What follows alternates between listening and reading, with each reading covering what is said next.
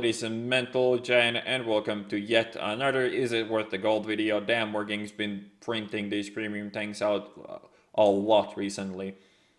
This one is quite interesting though, because it is the return of the Lorraine. The French tier 9, used to be tier 9 medium tank, is now a tier 8 medium premium tank. And it is kind of interesting because it's the only tier 8 premium with an autoloader. It's one of the... Well, I think there's only 2 premiums with an autoloader, and the other one is that little scout thing that isn't all too great. Well, maybe it is, I don't even know. But anyways, the Lorraine 40T, armor-wise, there's not really much to say, so let's just straight on move into the game and talk about the rest while we're driving up a hill or something. Alright, let's go through the stats real quick. I'm comparing it with the 5100 because I don't really know what else to compare it with. It's obviously not very relevant because the 5100 isn't a premium, but they're similar-ish, so why not? So we start off with 1300 hit points, 380 meter view range, top speed forward 60, backwards 23, power to weight 21.25. You can see the effective traverse values here. The steering resistance is also pretty good on this compared to the 5100. Gun depression 8, gun elevation 15. And then we get to the gun. So we start off with 1713 DPM, 300 damage per shot, 232 penetration. Reload of the mag when your tank is going to be decked out, it's going to be around 30 seconds. Clip size on this is 4 instead of 6. And the in-between shots in the clip is 2.5. Aiming time of 2.6, accuracy 0.36. And the soft stats here are pretty good as well. It does shoot AP as standard, but a really nice shell velocity of 1000 meters a second. So yeah, statistically this tank feels like a smaller version of the 5100. It doesn't feel like this bulked up medium that was over-tiered like it was before. It kind of fits into the game more, but the problem here is that it's just flat out better than a 5100. The in-between shot reload, just generally better aiming time, and this tank just feels much better to play than the 5100 does, and the shorter reload time in the mag makes it more versatile. You don't need to sit there and reload for those 45 seconds as you do in the 5100. You just reload for the 30 and you're ready to go. It makes you less salty after, you know, going for a reload when you're only fired like once or twice in this thing as well. And the added mobility is also very nice. It is really definitely a fast tank, but obviously as with most French autoloaders, the DPM on this is rather terrible. I mean, the base DPM on this is probably one of the lowest at tier 8, which you kind of expect, and it kind of is fine. This tank is really not going to be the idiot-proof defender, and in order to do well in this tank, you're going to have to position yourself reasonably well and do a good job of reading the map and reading your enemies and the plays they could be making.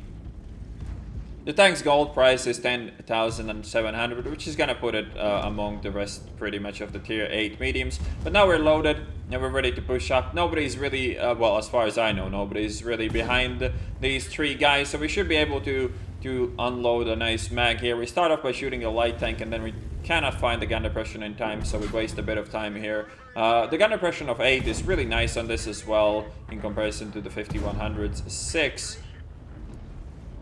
But even with that, we struggled there a bit. The tank also feels smaller than when it was not in HD, and also looks way more badass, in my opinion at least. But now we nailed that second clip, well, the third one actually, and it went reasonably well, so we're probably gonna go for the hill plays now. There's an IS-6 and an SD1 here. The SD1 we saw wasn't like the brightest sunshine by the way he played against me earlier, so we should be able to get some shots here. This IS-6 is paying attention to me. Luckily for me, he misses that shot. The 1300 hit points, however, is a pretty big weakness on this. Generally, every other tier 8 medium gets around 1500, but the 1300 on this, you can really feel the lack of hit points when you are facing, well, in general in every game. Like when a defender shoots you, it's like third of your health gone in one shot, and you can really notice that that lack of hit points. But overall though, I really like this tank. Could actually replace the M4 Rev as my favorite premium in the game. But at the same time, would I recommend you to buy one? It depends. It depends if you have experience with autoloaders or if you're any good in them, because this is, as I said, not an easy tank to play with not a lot of DPM, and it is definitely not idiot-proofed. Then again, this is something you cannot do in any other premium tier 8, so that is definitely something unique and interesting. Now we're only lacking a tier 8 premium with a proper derp gun. And while the 1200 damage per clip feels a bit odd, and it can definitely be a bit awkward, because most tanks at this tier have way more health than that, and in tier 10 obviously you're not gonna clip anything, but at the same time the smaller mag, in my opinion, is an advantage to this tank. Now we're trying to spot the prototype. We noticed he was shooting our teammates for quite a while, but we cannot get the spot from there, and we realize we won't have any gun depression to shoot him even if we do spot him, so we move up to this position and we're gonna wait until he actually goes in the open so we can pick up the 2 shots, first one in the side and second one in the really good armor of the T-28's prototype's turret. Also the pen on this is among the highest of tier 8s as well. Alright, so this is where my game ended. I didn't make the reload in time. So here's the end plate. Ace Tanker, 2217 experience with a premium account. We ended up doing 5253 damage, got 535 assisted, and we picked up 2 kills as well with 1478 base experience.